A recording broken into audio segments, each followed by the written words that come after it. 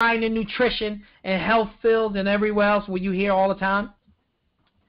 It's my genes. That's why I have high blood pressure, cholesterol, or some genetic traits. It's my genes. Okay? Oh, it's in my family. The same thing with big boneness, right? The same thing with big boneness. It's in my family. My father was diabetic. My mother was diabetic. My brother's diabetic. My sister's diabetic. That's why I have diabetes. My mother had high blood pressure. My grandmother had high blood pressure. My father had high blood pressure. My grandfather had high blood pressure. My sisters and brothers have high blood pressure. That's why I have high blood pressure. Okay? You ever heard of this thing called nurture versus nature? Do you know that genes only usually turn on? Not always. Some genes automatically turn on. But there are genes for diseases that may run in your family, and they only turn on when you give them the environment to turn on. Did you hear what I just said? We talked about this before. It could be in your genes. It could be a part of your family. It could be a part of your family history. Does not mean that the environment or the gene is going to turn on unless the environment is there for it to turn on. Same way I said about big boneness. You may be thinking you're big bone because you ate like your parents, and dietary habits go from parent to child. What do you think the same thing is when it's going to happen with diseases? If your parents have the disease and you eat like your parents, you don't think you're going to have the disease too? You know, you don't think that your high blood pressure is not coming from you eating foods that your parents ate, that they season the hell out of it with salt? You don't think that your diabetes is coming because you have a plate of rice or a bowl of rice that's like 2 cups of rice just for yourself at dinner, plus whatever chicken and little bit of vegetable you have? Or you have potatoes all the time? Or you drink a soda with every meal that your parents did? That you like your wine every day? You don't think that's a contributing factor? A gene will not turn on usually if the environment is not correct for it. You know that even though it runs in your family, you have to give the environment for the gene to come on. It's a reason. If it ran in your family and it didn't, if it ran in your family, you would have high blood pressure as a kid. If it was only your genes. Why didn't you have high blood pressure as a kid? Oh, why didn't you have diabetes as a kid? Why did it wait to turn on at 40? Because you gave it the environment of years of exposing your genes to this environment. And it finally turned on. It finally turned on. Of years of the body trying to keep things under control, it finally spills out. And a gene turn on. You may be predisposition. No, that's pre. You may be predisposed to. I'm saying it wrong. I'm saying it wrong. Predisposed to cancer. It runs in my family. It runs in my family. My father passed from stomach cancer. My father's father passed from stomach cancer. It runs in my family. Oh, do I care about it? Oh, heck yeah. But I'm trying to make sure I don't give it the environment to turn on. My father tried to make sure he didn't give it the environment to turn on. But I guess it didn't work out. Sometimes it just turns on. But most of the time, it will turn on because we gave it the environment to turn on. Like I said, it's a reason. There is a reason why, if it was all on the gene, why doesn't it turn on when you're a young kid? I always tell people that. Or if it runs in your family, why didn't you have high blood pressure at 10? Why didn't you have high blood pressure why didn't you have diabetes at 10? You know? So it's not all in your genes. It's not your genes. It's usually the environment that is caused by the way you eat and the way you live your life and the stresses that you involve yourself in allow the gene to turn on. Okay?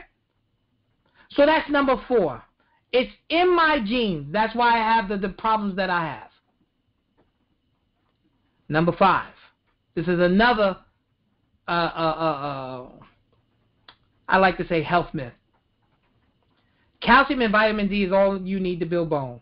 How many times your doctor sent you into the store? Just make sure you get some calcium and vitamin D.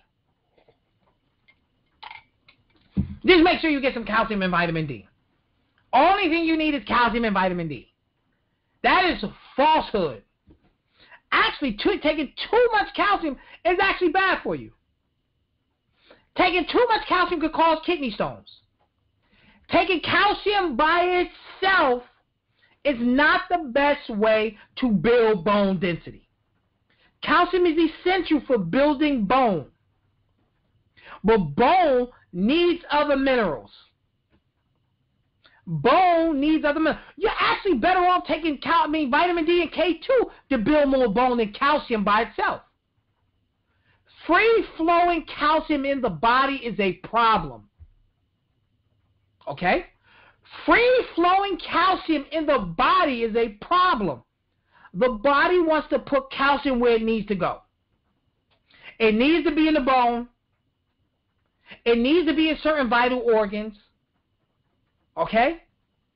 Calcium needs to be there.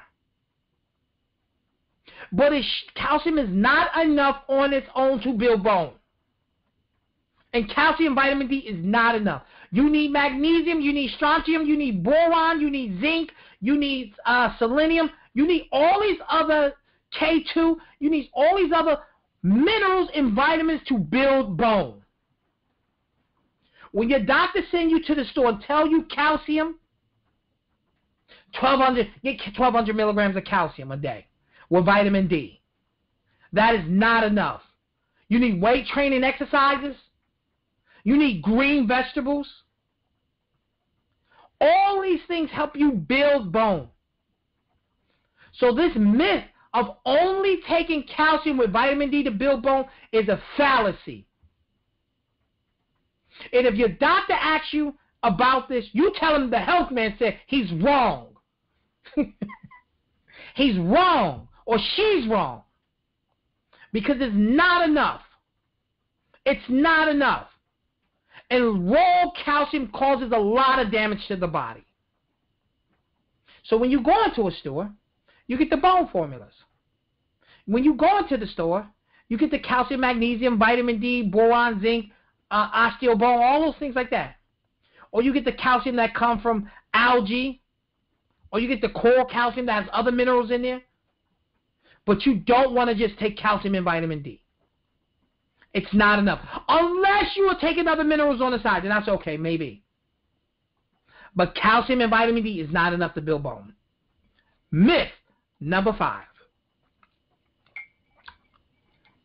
Myth number 6.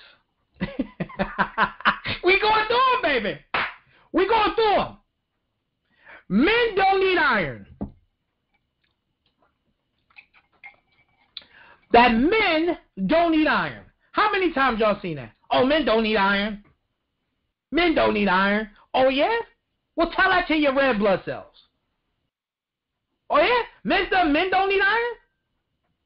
Men don't need iron? Okay. Tell that to your muscles.